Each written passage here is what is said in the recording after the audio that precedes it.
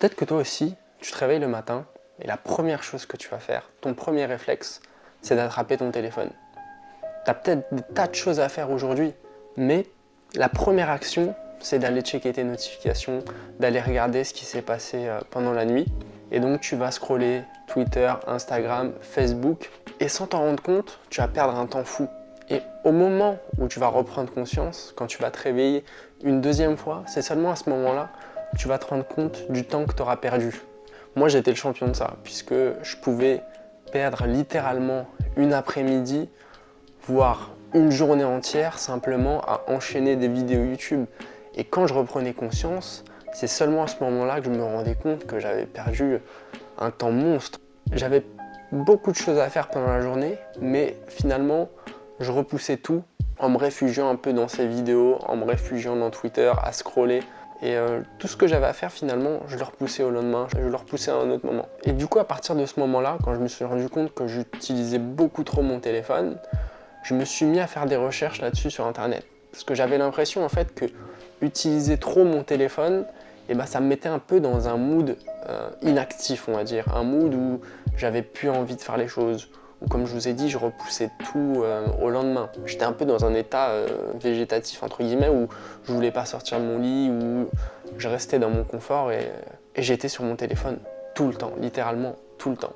Et effectivement, j'ai trouvé une étude de 2 chercheurs, Volkmer et Lermer, Unhappy and Addicted to Your Phone, publiée en 2018. Alors cette étude, elle cherche à mettre en relation, de 1, l'utilisation de notre téléphone, et de 2, notre bien-être personnel, notre mindfulness, la pleine conscience, et la satisfaction à la vie, satisfaction with life. En fait, ces 2 chercheurs ont trouvé que l'utilisation intensive de notre téléphone est négativement corrélée à ces indices-là. Ça veut dire que plus vous allez utiliser votre téléphone, moins vous allez vous sentir bien, moins vous allez être heureux et satisfait de la vie, et moins vous allez avoir cette notion de pleine conscience. Et en fait, ça a fait sens, parce que quand j'utilisais énormément mon téléphone, j'avais l'impression effectivement que ça me mettait dans ce mood inactif.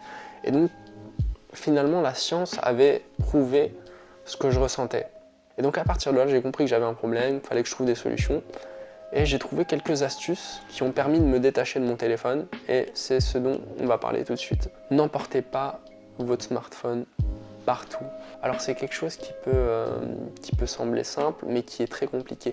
Sans nous en rendre compte, on emporte vraiment notre téléphone partout. C'est-à-dire que quand on va aller même dans la salle de bain, dans les toilettes, on va être sur notre téléphone. On va être dans la cuisine, on va faire 2 choses en même temps.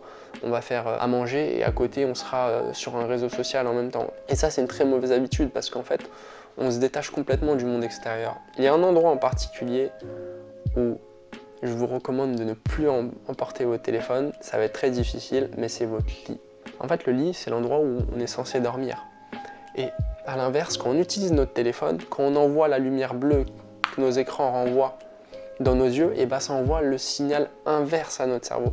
En fait, ça dit à notre cerveau qu'on ne veut pas dormir. Donc, beaucoup de personnes, dont moi, j'avais beaucoup de problèmes pour m'endormir le soir. Je pouvais mettre plusieurs heures, même après avoir coupé mon téléphone.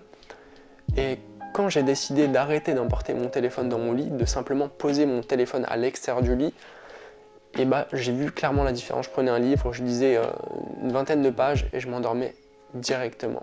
N'ouvrez pas vos réseaux sociaux avant midi.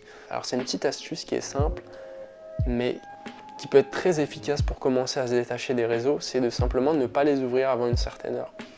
Pour ma part, midi c'est parfait, parce que je pars à l'école ou je pars au travail et j'ai pas envie de me faire parasiter finalement par toutes ces informations qui nous attaquent dès le matin et qui vont finalement perturber notre esprit, alors que nous au contraire le matin on veut être très calme, on veut se réveiller paisiblement, on ne veut pas se faire attaquer par tout ça.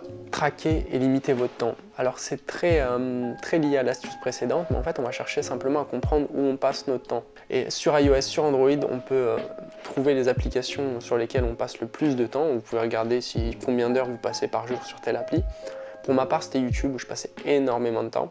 Et j'ai décidé d'installer une autre appli, ça c'est pas natif, où vous pouvez limiter votre temps. C'est-à-dire que vous pouvez mettre une limite par jour.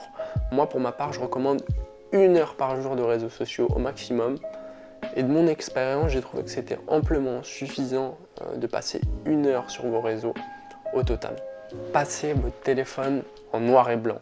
Ça peut sembler un peu difficile, un peu hardcore, ou alors un peu, peut-être des gens qui ne vont pas comprendre, mais passer son écran en noir et blanc, c'est une solution qui est radicale.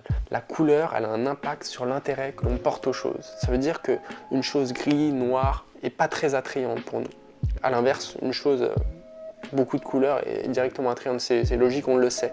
Et donc passer son téléphone noir et blanc, ça va rendre beaucoup de choses vraiment fades. Même moi qui étais un grand fan de Twitter et qui scrollait à l'infini, qui regardait les dernières vidéos drôles, et finalement, même en noir et blanc, ça donne beaucoup moins envie. Et donc vous pouvez le faire sur Android et iOS assez facilement en allant dans les paramètres. Vous pouvez passer votre téléphone en noir et blanc et vous verrez que ça va vraiment, mais je vous le dis, moi ça va fonctionner, ça va vraiment réduire le temps que vous passez sur votre téléphone. C'est tout pour ces astuces. J'espère que ça peut vous aider. Pour ma part, elles m'ont aidé. Peut-être que vous en avez d'autres, peut-être que vous allez essayer celle-là. Donc je vous laisse me dire dans les commentaires si ça vous a aidé et on se retrouve une prochaine fois. Ciao!